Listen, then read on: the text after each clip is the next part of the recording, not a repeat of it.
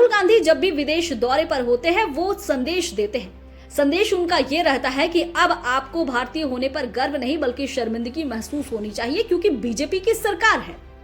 एक बार फिर से वो अमेरिका के दौरे पर हैं, जहां पर वो ब्राउन यूनिवर्सिटी पहुंचते हैं और भारतीय मूल के छात्रों के साथ सीधा संवाद करते हैं। संवाद में वो महाराष्ट्र के विधानसभा चुनाव का मुद्दा उठाते हैं, हरियाणा विधानसभा चुनाव का मुद्दा उठाते हैं और इतना ही नहीं, इलेक्शन कमीशन को कटघरे पर खड़ा कर देते हैं और कहते हैं कि इलेक्शन कमीशन समझौता कर चुका है, यानी केंद्र सरकार के हाथों समझौता हो चला है।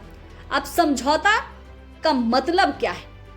अब समझौता का मतलब हम ये भी समझ सकते हैं कि केंद्र के हाथों इलेक्शन कमीशन बिक चुका है, लेकिन उनका यह आरोप कहां तक जायज है? दूसरी तरफ बीजेपी उन्हें गद्दार कह रही है। बीजेपी का कहना है कि विदेशी धरती पर जाकर इस तरह की बयानबाजी करना कहां तक सही है, लेकिन कांग्रेस कह रही है कि हम विदेश की धरती पर भले गए हैं, लेकिन वहां पर भारतीय मूल के छात्रों के साथ संवाद हो रहा है और वो संवाद के तहत भारतीय मूल के छात्रों को यह जानने का पूरा हक है कि भारत में क्या कुछ चल रहा है। खैर, तर्क का दौर तो चलता रहेगा, लेकिन दोनों पहलुओं को पकड़ना चाहिए।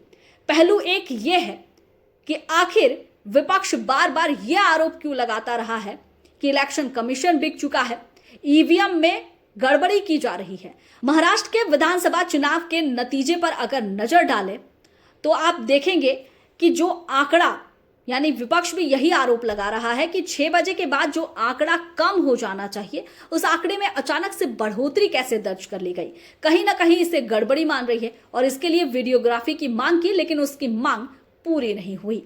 इसलिए विपक्ष आरोप लगा रहा है कि इसमें गड़बड़ी की गई है। दूसरी तरफ बीजेपी का कहना है कि महाराष्ट्र के साथ झारखंड में भी चुनाव हुए, जहां इनकी सहयोगी पार्टी जेएमएम ने प्रचंड बहुमत से जीत हासिल की। तो फिर ऐसा संभव कैसे हो सकता है कि इलेक्शन कमीशन अगर समझौता कर चुकी है तो फिर महाराष्ट्र के लिए ही सिर्फ समझौता हुआ है? क्या झारखंड के लिए समझौता नहीं हुआ है? क्योंकि बीजेपी हर एक राज्य में अपनी पकड़ मजबूत करना चाहती है, लेकिन कुछ एक राज्यों में उसकी पकड़ आज भी ढीली है। आरोप यह भी लगाया जा रहा है कि अगर कर्नाटक में जहां कांग्रेस की सरकार है, तेलंगाना में कांग्रेस की सरकार है, हिमाचल में कांग्रेस की सरकार है, उस दौरान ईवीएम पर ठीकरा क्यों नहीं फूटता है? लेकिन विपक्ष का कहना है, कांग्रेस का कहना है कि आरोप तो बीजेपी भी लगाई जब उनकी सत्ता में सरकार थी। खैर, ये बात सही है, चाहे अटल बिहारी वाजपेयी हो, लाल कृष्ण आडवाणी हो, विपक्ष में थे तो उन्होंने ये भी आरोप लगाया था कि ईवीएम में गड़बड़ी हो रही है।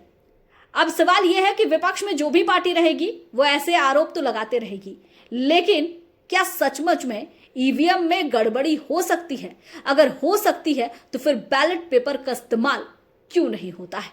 मेरा ये वीडियो आपको कैसा लगा कमेंट करके जरूर बताइएगा।